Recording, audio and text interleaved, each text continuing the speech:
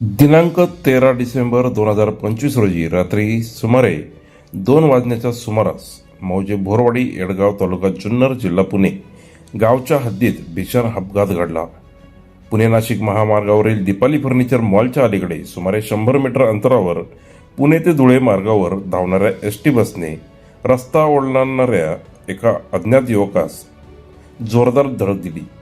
या अपघातात सदर युवकाचा मृत्यू झाला. अपघातातील एसटी बस क्रमांक MH06S 8946 ही पुणे येथून धुळे येथे जात असताना सदर बसचा चालक प्रवीण दशरथ खैरनार वय 41, व्यवसाय एसटी चालक, राहणार उपखेड, तालुका चाळीसगाव, जिल्हा जळगाव याने बस भरधाव वेगात व निष्काळजीपणाने चालवून रस्त्याच्या परिस्थितीकडे दुर्लक्ष केल्याने हा अपघात झाल्याचे फिर्यादीत नमूद करण्यात आले आहे. रस्ता ओलांडत असलेल्या अंदाजे 30 ते 32 वर्षे वयाच्या अज्ञात पुरुष इसमास समोरून जोरदार धडक बसल्याने उपचारापूर्वीच त्याचा मृत्यू झाला.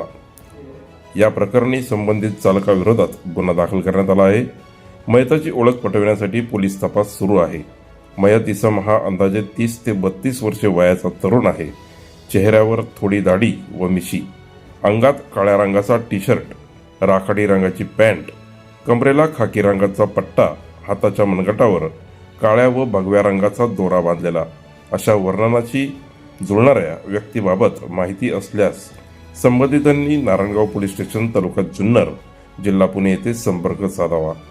संपर्क क्रमांक आहे 02132 24 20 33 किंवा 79 72 72 94 84 यांच्याशी संपर्क साधावा असे आवाहन पोलिसांकडून करण्यात आले आहे.